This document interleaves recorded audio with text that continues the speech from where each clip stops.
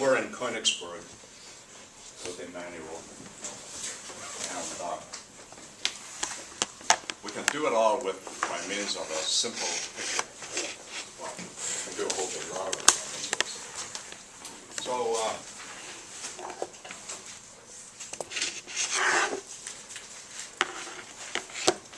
here's the agent. Here's the non-rational part.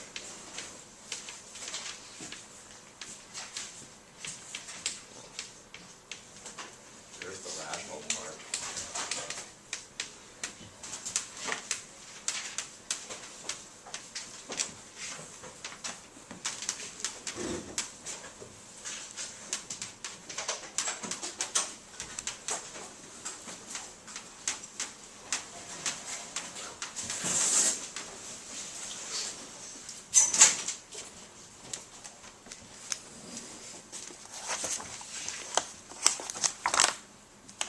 Something, I think, let's just think of it as this.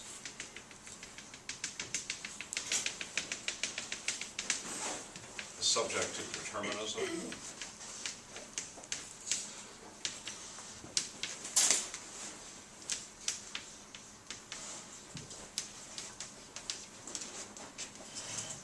Let's go up to the next part. Okay, so this is just recapitulating what we were doing last time. Something, the part of us that's in the world of nature, you can decide what part you think that is. All of it, some of it, whatever. Kant thinks, well, everything physical, everything natural, everything that's subject to the laws of Newton is determined. Right? Start the ball rolling, the laws, the ball will roll to where it's going to go, no room. Okay? But we need an area, a realm, Kant thinks, of freedom.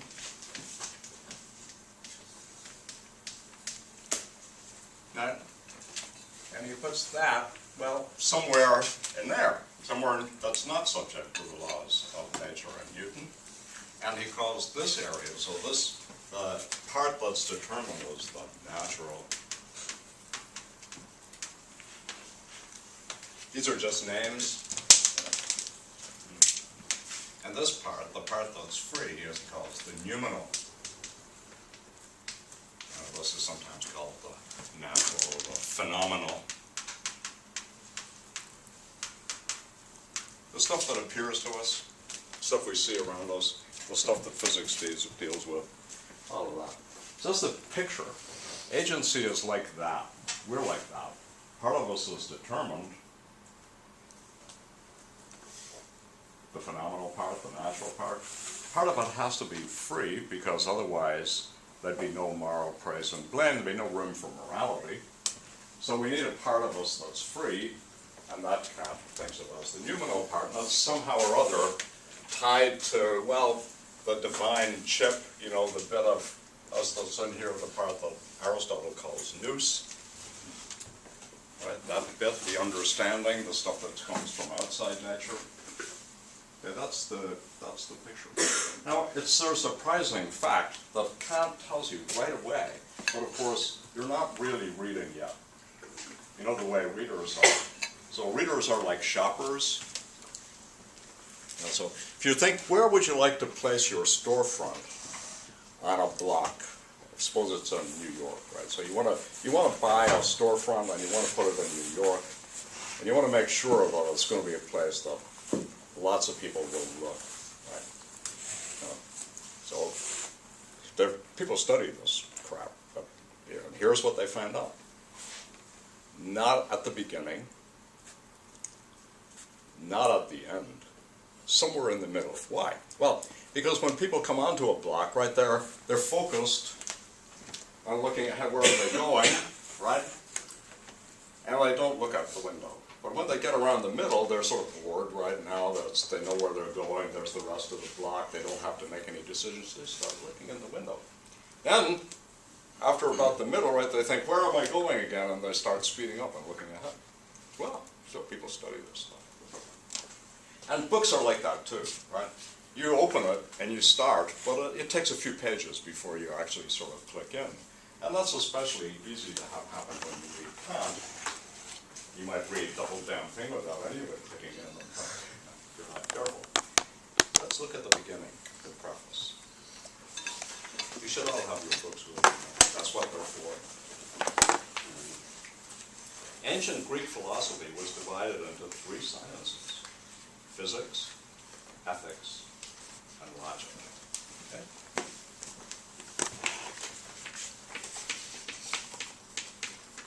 Physics. Right? That part. Ethics. Logic. Where is it going to go? Well, here. Now let's read the rest. Ancient Greek philosophy was divided into three sciences: physics, ethics, and logic. The division is perfectly suitable to the nature of the subject, and the only improvement that can be made in it is perhaps only to supply its principles, so that there will be a possibility on the one hand of ensuring its completeness, and the other of correctly determining its necessary subdivisions. All rational knowledge is either material and concerned with some object, or formal, and concerned only with the form of understanding and of reason themselves, and with the universal rules of thought in general, without regard to differences of its objects. Formal philosophy is called logic. Material philosophy, however, has to do with determinate objects and with the laws to which these objects are subject, and such philosophy is divided into two parts, because these laws are either laws of nature or laws of freedom. Ethics. Laws of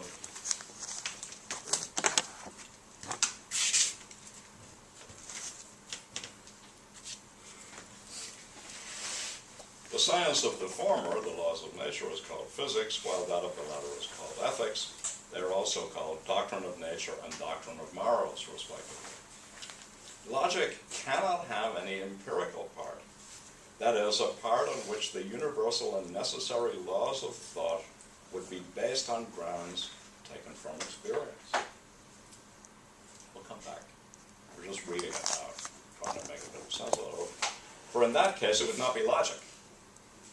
That is, a canon for understanding and reason, which is valid for all thinking and which has to be demonstrated.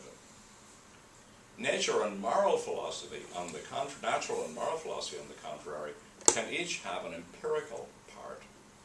The former has to because it must determine the laws of nature as an object of experience, and the latter because it must determine the will of man insofar as the will is affected by nature. All of this is going in, right? You're all thinking, I get it. You can't be getting it. It's not gettable yet. Right? The laws of the former are those according to which everything does happen, while the laws of the latter are those according to which everything ought to happen, although these moral laws also consider the conditions under which what ought to happen frequently does not. All philosophy, insofar as it's founded on experience, may be called empirical, while that which sets forth its doctrines as founded entirely on a priori principles may be called pure. The latter, when merely formal, is called logic, and when limited to determinate objects of the understanding is called metaphysics. In this way, there arises the idea of a twofold metaphysics, a metaphysics of nature and a metaphysics of morals. Fundamental groundwork of the metaphysics of morals. Physics will thus have its empirical part, but also a rational one. Ethics will too, though here the empirical part might more specifically be called practical anthropology, about which I've written a large book, Kant tells you. So, not this one. While the rational part might properly be called morals. So as a part of ethical thinking we're not going to talk about, which might better be called anthropology, it studies what people actually do in places. We're going to study the pure part. pure is for Kant a very important notion, contrast with empirical and so on. All industries, crafts, and arts have gained by the division of labor. You might be reading the Republic, right? One man does not do everything, but each confines himself to a certain kind of work that's distinguished from all other kinds by the treatment it requires, so that the work may be done with the highest perfection and greater ease. Where work is not so distinguished and divided, where everyone is a jack of all trades, there industry remains sunk in the greatest barbarism. Whether or not pure philosophy in all its parts requires its own special man, practitioner, might well be in itself a subject worthy of consideration. Are there moral experts?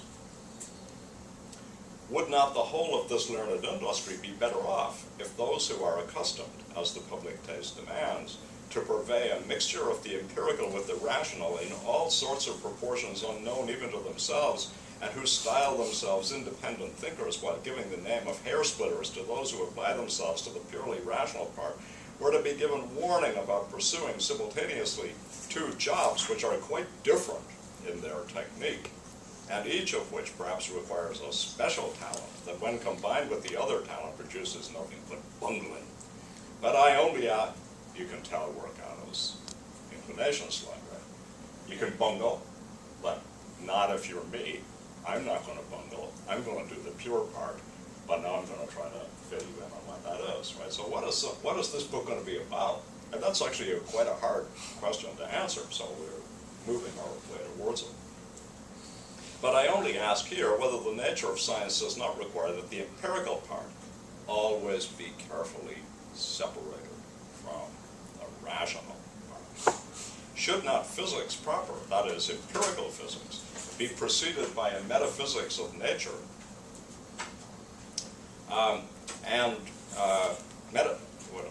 metaphysics of nature, and practical anthropology by a metaphysics of morals?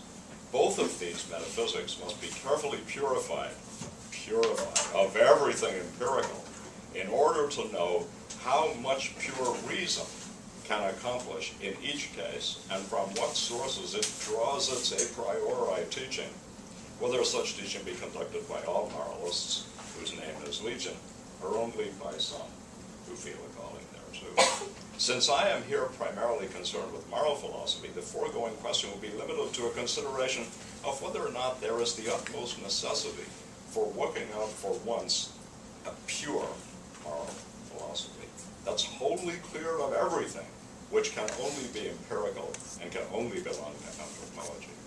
That there must be such a philosophy is evident from the common idea of duty and moral laws. That there must be a pure moral philosophy is clear from the common notion, yours and mine, of duty and of moral law. Everyone must admit that if a law is to be morally valid, that is to be valid as a ground of obligation, then it must carry with it absolute necessity. He must admit that the command, "Thou shalt not lie," does not hold only for men, as if other rational beings had no need to abide by it. And so with all the other moral laws, properly so called. And he must concede that the ground of obligation here must therefore be sought not in the nature of man, like Aristotle did, nor in the circumstances of the world in which man was placed, but must be sought a priori solely in the concepts of pure reason.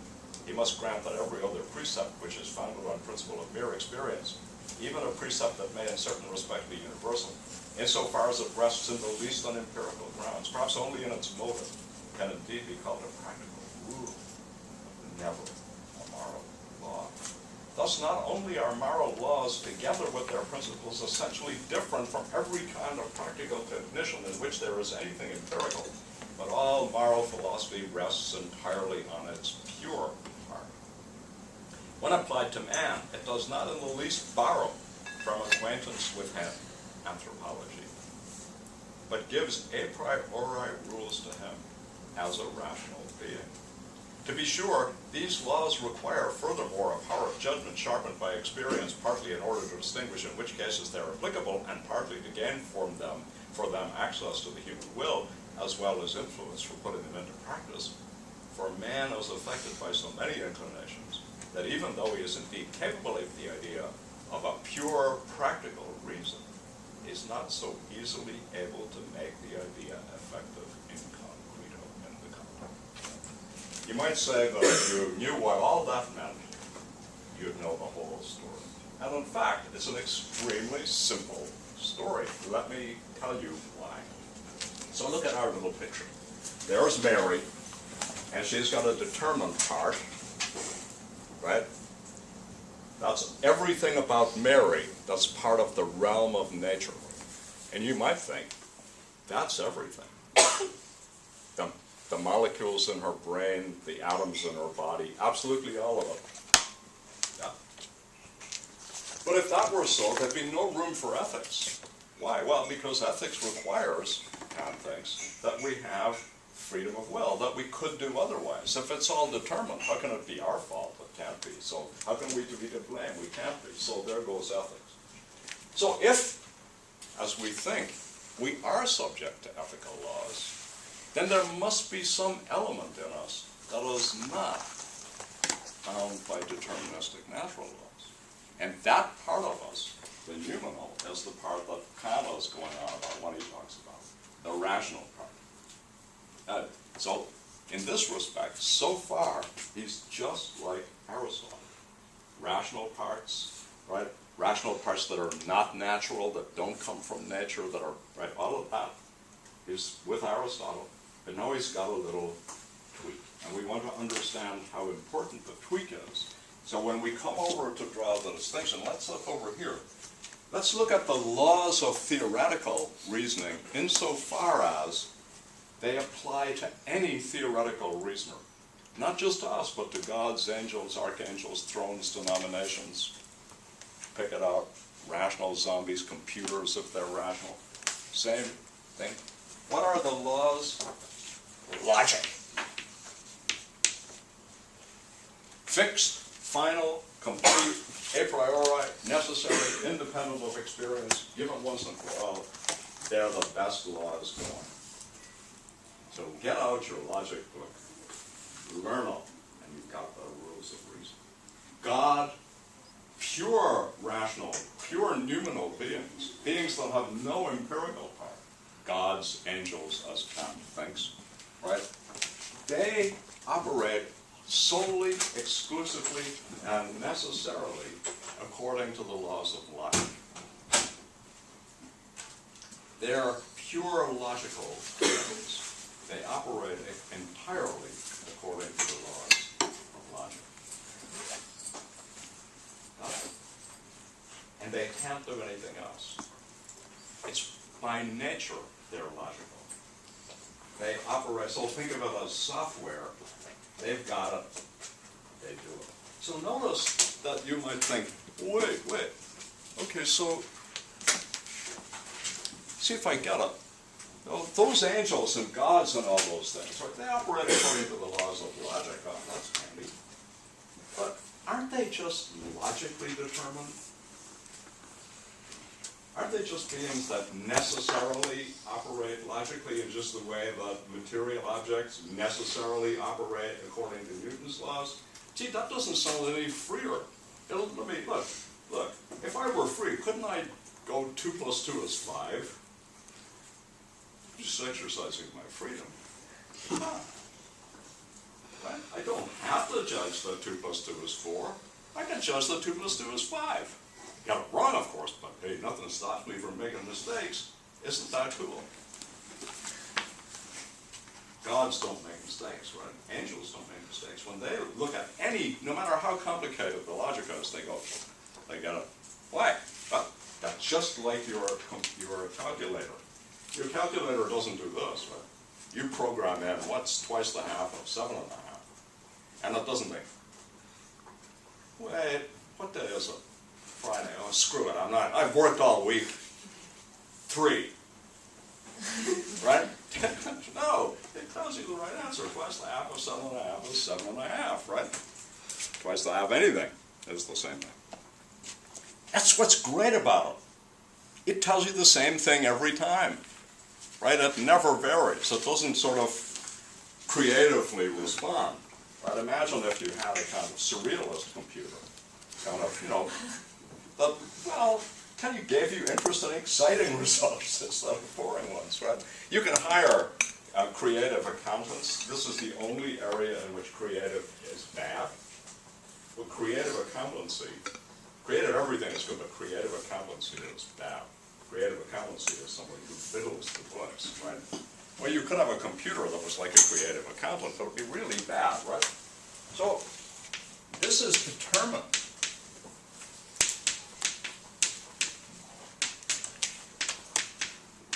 And that can sound awfully bad. It looks like we're, you know, if we're rational, that's determined, and if we're empirical, that's determined. Where's the realm of freedom? That turns out to be an exciting and interesting problem. Right? Where are we going to put the freedom now? I thought we were going to put it in the rational part. But no, you can't put it in the rational part, because the rational part is determined, but logically determined. Seems like it's even worse than physically determined. Okay, so now, what about this practical? This part. Pure practical. Let's take a look at impure practical before we get to the pure Kant. And then we'll see what's going on that distinguishes Kant from Aristotle, and indeed Kant from nearly everybody, and everybody prior to Kant. So let's suppose I'm thinking about this. I want roast chicken for dinner. How am I going to get it? That's an example of impure practical reason. Why? Well, not every rational being wants chicken for dinner, right? And you don't want chicken for dinner insofar as you're a pure, practically rational being. You need a body and teeth and an oven, right? So that's impure practical reason. You might think, as Hume does, all practical reason is impure. Why? Look, it's always got its end set for it by something else, a desire. So let's take this, and well, this is exactly the way Aristotle thinks, but the classic statement of it really is Hume. But you can find the same thing in Aristotle. So the thought is this. So let's look at the impure case. Desire proposes, reason disposes. That's the little mantra, learn it and recite it frequently, right? Desire proposes, reason disposes. Okay, so suppose you don't have any desires. Well, reason doesn't do anything. It can't dispose of anything if nothing's been proposed to it. But when you say to reason, I want a roast chicken for dinner, reason thinks, buy a chicken, get an oven, right? Heat the oven, stick the chicken in the oven, wait until the juices run pure, take out, carve, eat. Right? Okay, and it does that for everything, right? Ask reason, how do you put a man on the moon? And reason thinks, well, okay, well, calculate trajectories, build rock. We're able to do that, right? But if there's no proposal, there is no disposal. Now Kant thinks this. Okay, look at these things. Look at desire. Yeah. But the thing is, wouldn't we sometimes say that a desire can be necessarily derived from a normative reason? So say, if I have a normative reason to do X, then a desire has to necessarily derive from it that I desire to do X as well. Provided you understand normative reasons that way. But notice that those normative reasons have a defect, right? Which is that it's not clear that they apply to all rational beings. They only apply to the ones that are governed by the norms. Why think that those norms go? So this is where we're going to go, right? So suppose we say, well, so you need, in order to have impure practical reason, You need to have some desire that proposes. Okay? Now ask this, right? Does every rational being qua rational have to have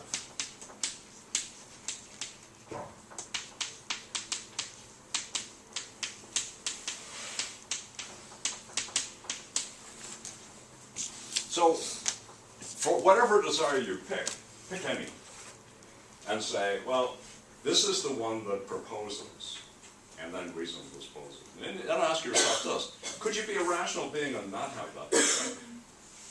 If the answer is yes, right, then the reasoning doesn't apply to all rational beings, right? Because you've only going to do the reasoning if you've got the desire that proposes. Do you have to have the desire to propose? No. Then the rest doesn't apply to you, right?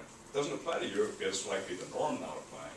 It doesn't apply to you because you don't have, look, none of the stuff about getting a chicken, getting an oven, heating the oven, sticking the chicken in it, gives you really reason to do anything at all unless you want roast chicken for dinner, right? It's new, it simply falls to the ground when you say, but I don't want that. With me? In order for the reason that disposes to get a grip on you, the desire that proposes has to be there first. If the desire is not there, the disposing doesn't occur. Very simple. Right? Yep. So, if all practical reason were like this, the only way that it could apply, the only way that it could move to become pure, so that it would apply to all rational beings, is if there was a desire that all rational beings, insofar as they were rational, had. And Kant says, there's no reason to think that. He's going to do a little trickily pick, but that's the first thought. So let me give an example. Never lie. Kant thinks that applies to all rational beings. We just heard him say so, right? Thou shalt not lie does not hold only for men, as if other rational beings had no. You think God lies? Yet. Why not? He's rational.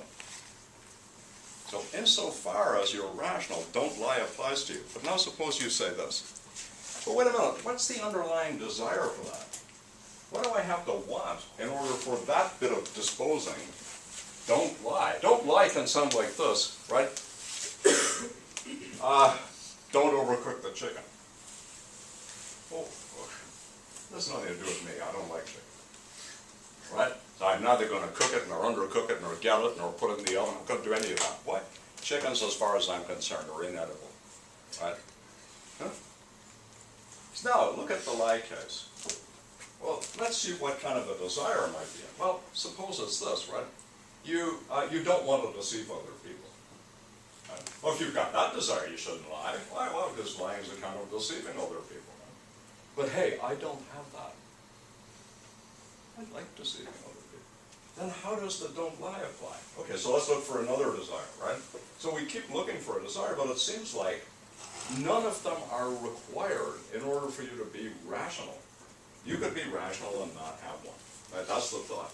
So if that's so, then the don't lie doesn't get a grip on me. Doesn't get a grip on me because there's no corresponding desire. Yeah. I was wondering, so why don't we can propose a more plausible desire such that we all desire to do the right thing, or we all desire to be moral? That'll be circular. How? It'll be circular because it's a part of a rational being to have that desire. And if it is, then it's, of course, constitutive of being a rational being. But it doesn't seem to be, right? So, for example, Satan, or you or me, it's not part of our, doesn't seem to be part of our reason that we're moral. It seems to come from something else, right? So the thought would be, to postulate that, looks like it would be simply circular. But such like an amoralist argument, such as Satan, can't we say that he's kind of conceptually confused about what is moral, like about morality? Like he's just like a blind person is conceptually confused about colors. Like when he makes a judgment, this is immoral. Yeah. He's not actually making the judgment, it's immoral. He's making another judgment. Yeah. Oh, what we have to do though is prove all that. Right? So we can say it, of course, that's easy. But now getting us to see how it is that you're being irrational if you're immoral, that's the whole name of the game that we're trying to play, or we're trying to get there by saying, well, it looks like you need a desire, but it doesn't look like there's any non-question begging desire that a rational being has to have that will give moral laws like don't lie a grip on him or her. It sounds like you can just say, as Thrasymachus does, right? But I'm an opportunist, you idiot, right? I'm a rational opportunist. I only take the opportunities when opportunities come. I'm not a fool, but I'm certainly not going to not take other people's stuff when I can get away with it. That would be stupid. What are you, dumb or something, right? And now it looks like you've got to say, well, wait a minute.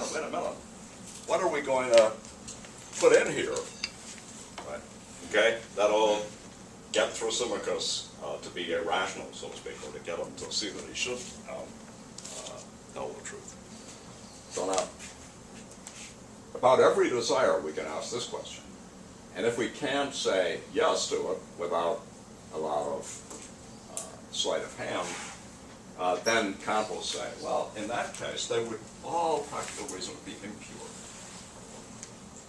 But it wouldn't be constitutive of being rational to be moral, right? To do what reason disposes. Reason would be exclusively instrumental reason, right? So all practical reason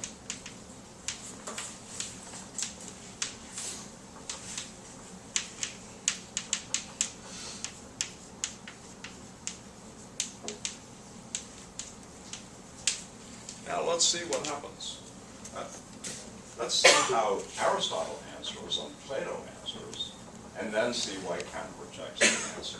So both Plato and Aristotle think that there's a way in which the impurity is true, right? So they think there's a way in which all practical reason is impure, but you don't get the result that you thought you got, namely that the laws of morality, being just, being temperate, being courageous, don't apply to all rational beings. Why? Well, all rational beings are eudaimonists, right? So that is, here's how we get.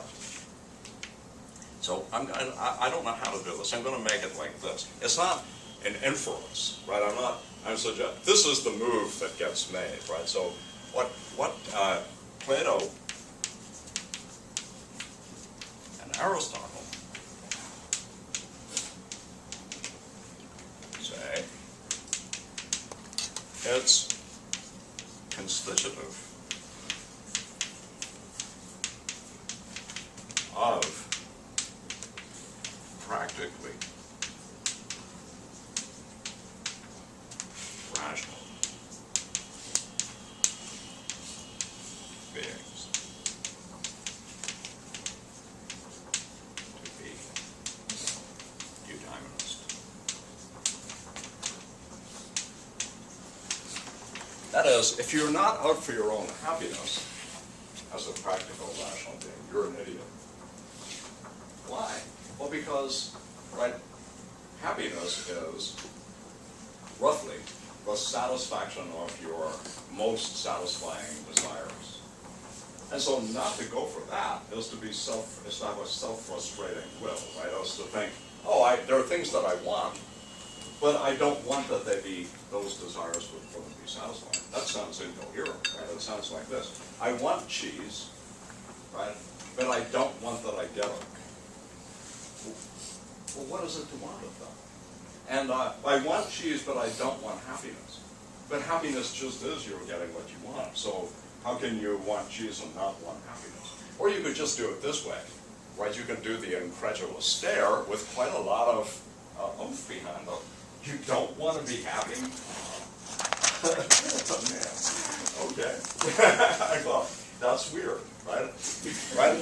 Yeah, it sounds like there's something wrong with you if you don't want to be happy, right? So Plato and Aristotle say it's constitutive of practical rational beings to want to be eudaimonistic, to want to be happy. And Thrasymachus agrees. The immoralist agrees, right? He says, right, or she says, look, the only reason I'm not interested in these moral things is they don't contribute to happiness. So the challenge in the Republic, remember, was to say, show me how being just contributes more to happiness than being unjust, just by itself. Then I'm cool, right? So here they're all.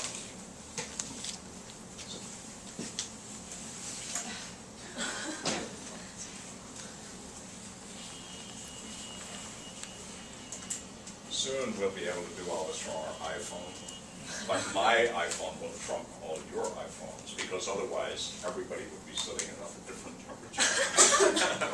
So, but mine will trump. Okay.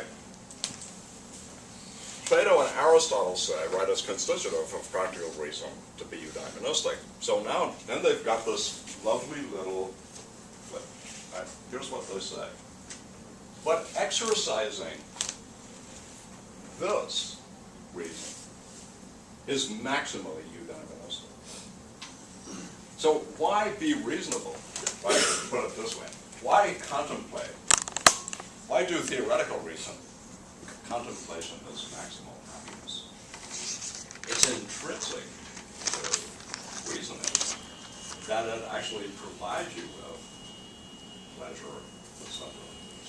Right? So the thought is, here's how I got from a kind of impurity to a kind of purity, and I'm going to put it in scare quotes because it's not what Kant calls purity, but the way I get to purity is this way. I say, look, every rational being, every practically rational being, including God and angels, are eudaimonistic. They want happiness. And therefore there is a desire that's in all their motivational sets, the desire for happiness. And what satisfies it is the exercise of reason itself. Right? That's the thought is, look, why do you want to contemplate? It's great. Try it. You'll see. There's no mystery about it. If you try it and you don't like it, don't do it. That's not it, right? But if you get it, you will like it, right? So, right, what we get is purity comes from this. The exercise of theoretical reason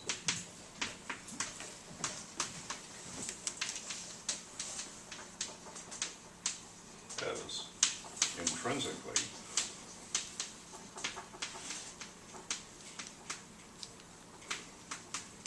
and maximally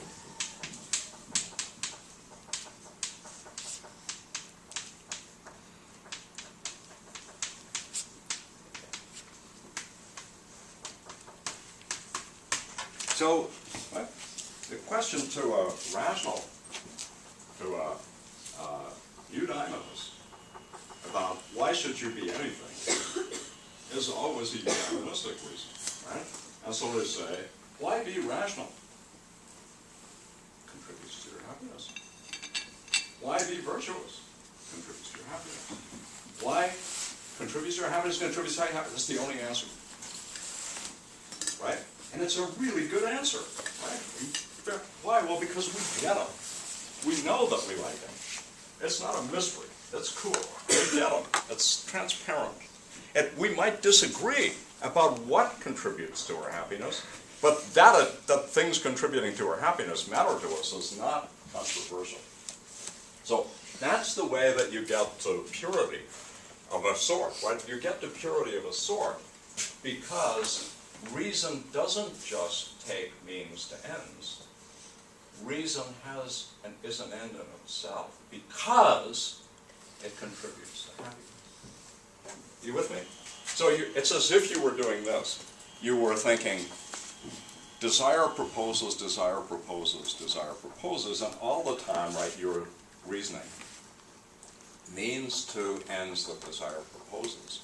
And then you notice something. Actually, no. That stuff itself is kind of pleasant. That working out really cool means to ends, that's kind of enjoyable. I like that, right?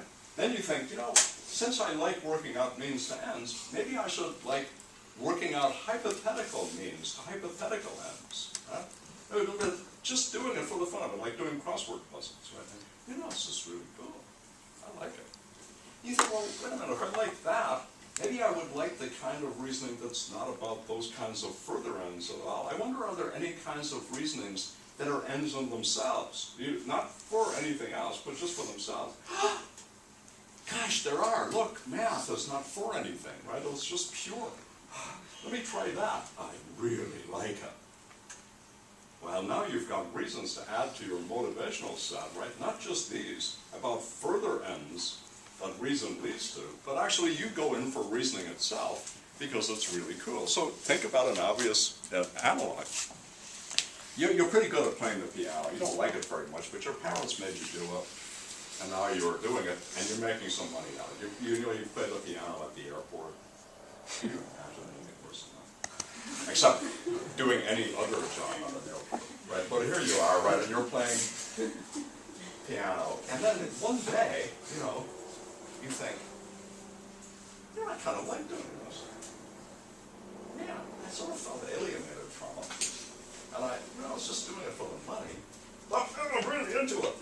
Right? And what you just discovered is that something that used to be valued only as a means is now valued as an end. And in fact, that's the way we discover lots and lots of things to be valuable, right? We don't really see, you know, that this is universal. Right? So let's suppose I said to you, you know what you really need to do if you want to be happy? You need to learn ancient Greek. Now suppose you believe me because you believe me about everything, right? And you thought, okay, I'm going to start studying it, right? And then for the next 20 years, you labor away learning all of this, right? And you still can't read a page of Greek with pleasure, and you certainly can't read Sophocles, which is the pinnacle, right? And then one day you can. It just clicks into place. You realize that you're just reading it. You're not looking up the grammar, you're not, and then you start to be able to feel the rhythms of it, understand it. And you think, man, this is ecstasy, right? Being able to do it, right?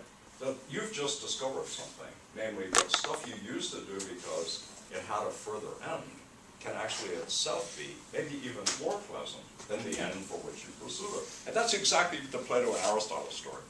Get with the program, get to contemplate God, right? Contemplate, get to the end of the picture, and you'll see that that by itself is actually better than any of the other things that you did it for earlier.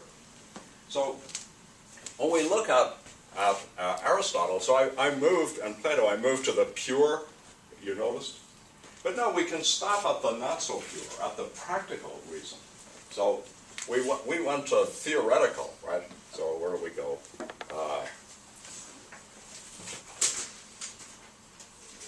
It's the end, but the exercise of theoretical reason. What about the exercise of practical reason itself? That is, means to ends. Well, Aristotle says it's not as good as the pure. Why? Well, because it does have a further end. But actually, you can really enjoy being very good at it. So when someone comes along and says, hey, how do I roast a chicken? You think, I know the answer to that.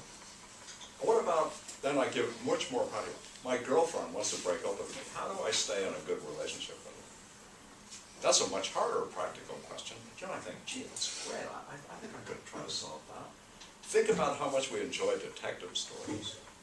Right? We love using our minds to figure out complicated puzzles, right? And in some cases, because of the goal, right? We want to get the right person to go to prison. We don't want this guy to break up with his girlfriend. We really want the chicken to taste good. We want to land on the moon and see what's up there, right? We want to give a tax break to the very wealthy because they need it. They'll be incentivized to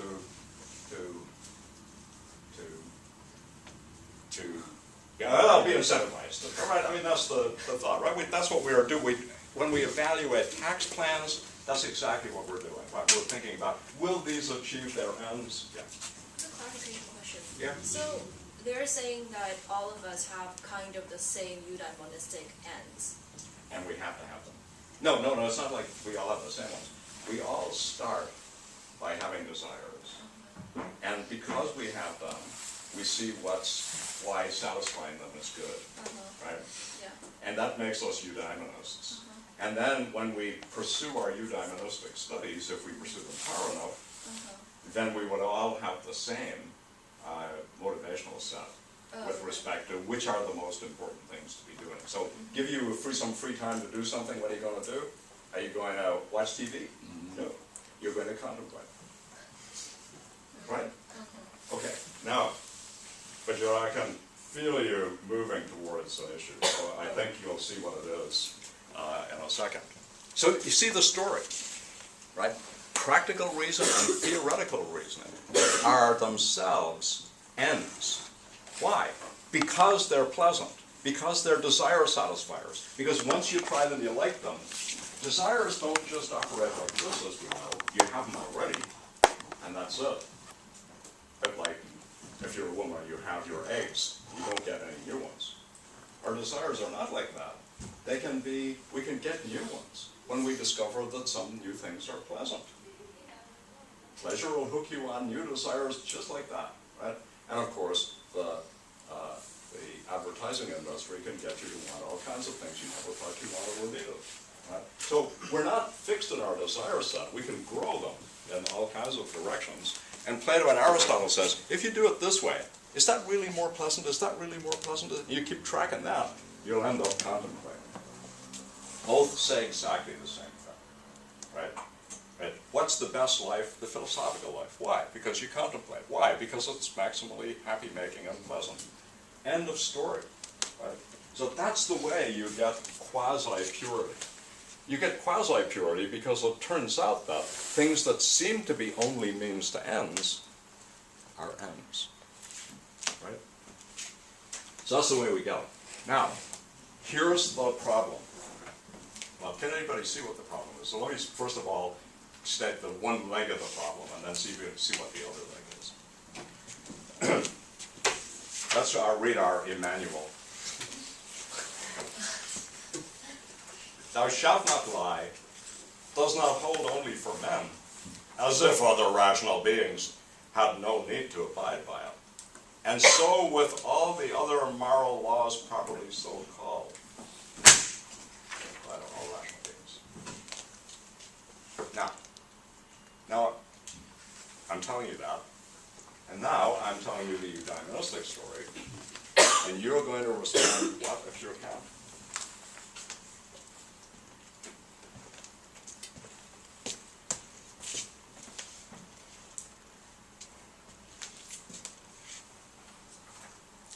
You're going to respond, so just think about yourself, right?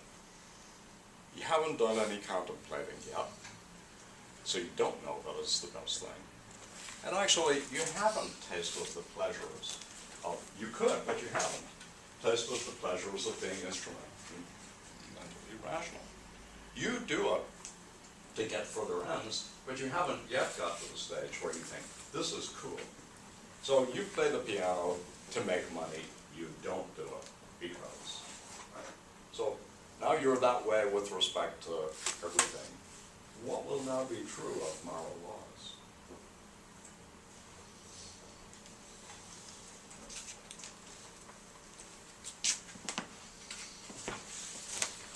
Now, They're not authoritative or arbitrary. they won't apply to you. They won't have authority for you. Why? Because they don't connect up to any aims you actually have. It's not enough that you could have aims. Look, suppose I were to tell you a story like this. You tell me that how to roast a chicken is a matter of indifference to you because you don't like chicken and you don't plan to roast it. And I say, it's not a matter of indifference to you because you might come to want to roast a chicken. Well, You say, yeah, and if I did come to roast a chicken, then it would be of interest to me, but since I don't want to, it isn't. So notice that that's just like the lying case, right? Yeah, okay, I see. If I went through all that stuff and I ended up there, where Plato and Aristotle ended up, sure, okay, I'd see why I shouldn't lie. But see, I didn't do that. I didn't end up there.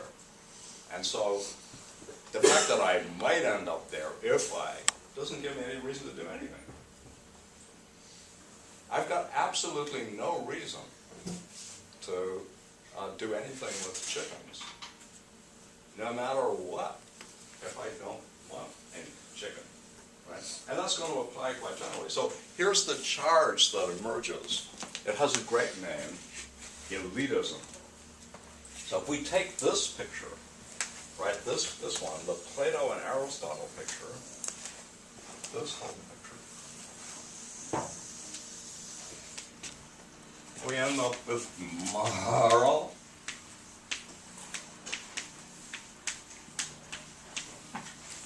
reasons apply to moral elites, people who've actually done the whole training and come to see why contemplating is best, and why having a rationally ordered soul is best, and why being just is best, and when you've seen all that, and you really do see that they're more pleasant, of course you've got a reason, right? Duh. But if you haven't done it, and you aren't there yet, you don't have a reason. But Kant thinks that this is true, right? Everyone mustn't lie. That says it applies to you no matter what you want. So you can't say, well, wait, I'm not there yet, right? I need to see why it's so good. And Kant says, look, we all know that. Nobody can say this, right? Well, thou shalt not kill. Oh, yeah. Unless I want to. No. Oh, well, I just haven't seen what's so good about not killing yet. So is it okay for me to kill now? No.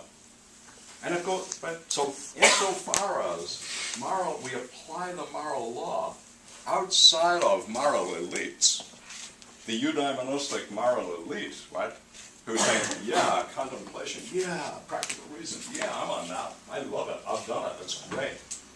You don't, but that's just because you're uneducated boors, right? You know those appetitive people that get dismissed in the second chapter? Yeah, they're cattle. What about the people who go for honor? They're shallow. What about the philosophers? Deep, right? Non-trivial, non-boorish. Yeah, we're the good guys, right? Well, but ethics is not for the good guys only. In fact, you might think it's even more for the bad guys. And what do Aristotle and Plato say about that? You have to read the last chapter of the Nicomachean Ethics.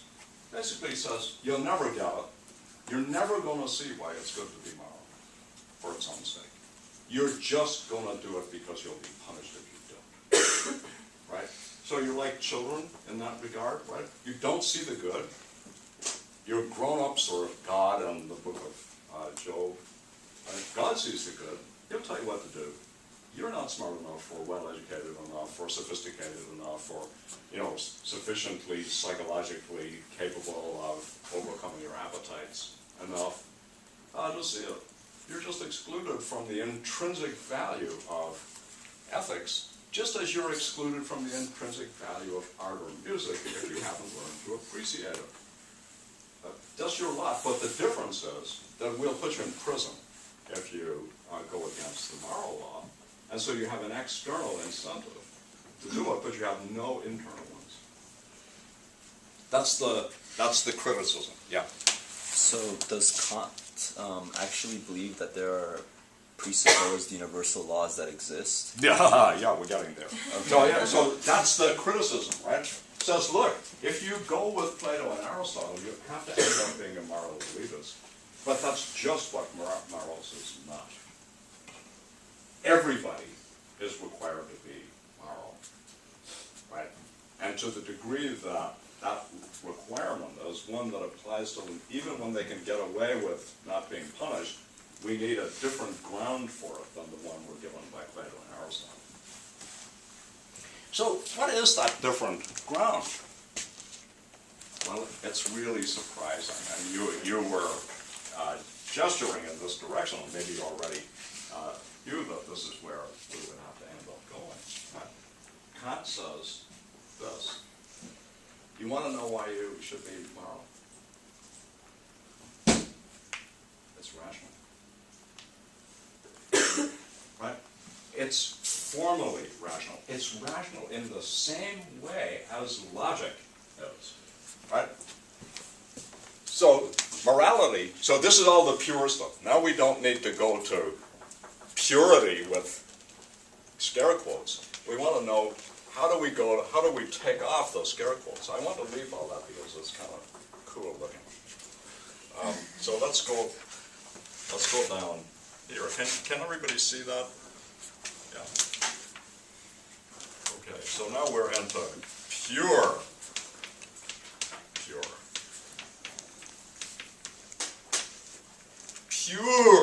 practical reason.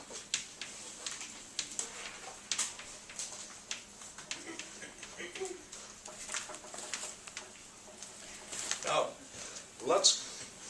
we're into the, can you see? I was surprised we didn't build a wall across the room. So I'm writing on the blackboard, but you can't see it though. It's like the root screen in old churches, right? You're unwashed, you can't see the divine. Okay, so pure. What's pure? Okay, well, let's go to the theoretical. And what we get up here at the Aristotle already has told. Remember, I should put logic as Aristotelian logic, so-called syllogistic. Logic as Kant knew it. Logic has lasted right up to the 19th century. Therein hangs a tale, which we'll be telling. Right? The rational part is governed by already known, final, complete, consistent laws. The laws of Aristotelian syllogistic. That's what logic is, and it always will be. It's constitutive of reason that follow those laws. So that's the software. If that's not running your rational part, you're not rational. This is the rational package. You go to a local store, you buy it, you plug it in, you operate according to it. You're rational. Okay? And at the heart of it is the principle of non-contradiction.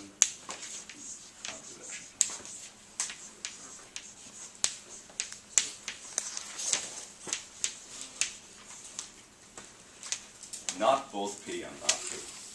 It can't be both raining and not raining. You can't be here and not here. You can't be smiling and not smiling. 2 plus 2 can't be both 4 and not 4. Right?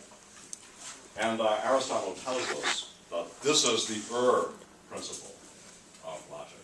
So all the other principles are somehow or other